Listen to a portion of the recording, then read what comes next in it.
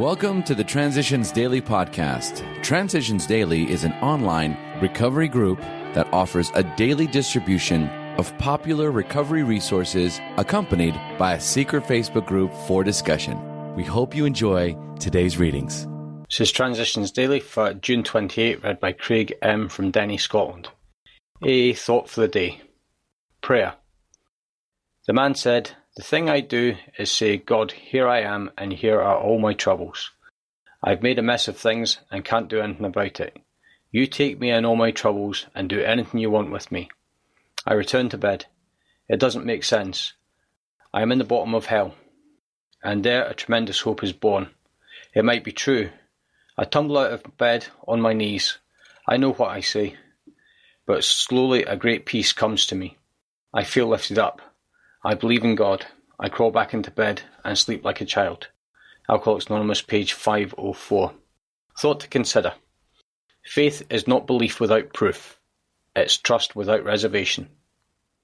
Acronyms. Fear. False evidence appearing real. Just for today. Foundations.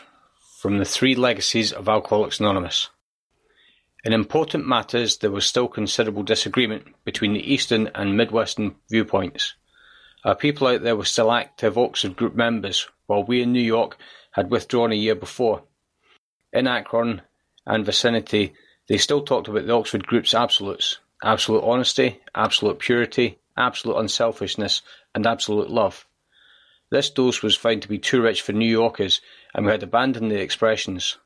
But all of us, East and West, were placing an increasing emphasis on Dr. Silkworth's expression describing the alcoholic's dilemma, the obsession plus the allergy. By now, we knew from experience that the new prospect had to accept step 1 or get no place. Alcoholics Anonymous comes of age, page 160 to 61. Daily Reflections. The determination of our founders. A year and 6 months later, these three had succeeded with 7 more. Alcoholics Anonymous, page 159. If it had not been for the fierce determination of our founders, AA would have quickly faded like so many other so-called good causes. I look at the hundreds of meetings weekly in the city where I lived, and I know AA is available 24 hours a day. If I had to hang on with nothing but hope and a desire not to drink, experiencing rejection wherever I went, I would have sought the easier, softer way round and returned to my previous way of life. As Bill sees it, coping with anger. Few people have been more victimized by resentments than have we alcoholics. A burst of temper could spoil a day, and a well-nursed grudge could make us miserably ineffective. Nor were we ever skillful in separating justified from unjustified anger. As we saw it, our wrath was always justified. Anger, that occasional luxury of more balanced people, could keep us on an emotional jag indefinitely. These dry benders often led straight to the bottle. Nothing pays off like restraint of tongue and pen.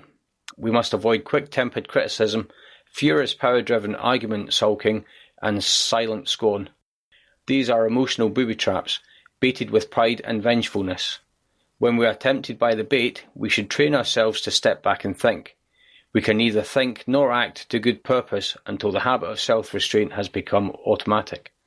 That's from the 12 and 12, pages 90, and the second from page 91.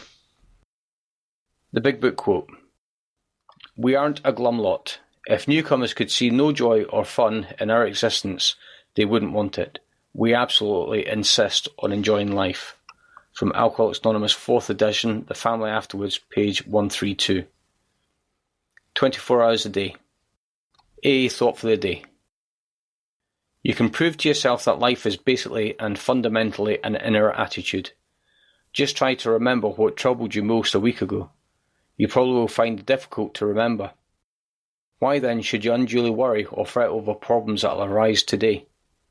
Your attitude towards them can be changed by putting yourselves and your problems in God's hand and trusting Him to see that everything will turn out all right, provided you are trying to do the right thing. Your changed mental attitude towards your problems relieve you of the burden, and you can face them without fear. Has my mental attitude changed? Meditation for the day. You cannot see the future. It is a blessing that you cannot.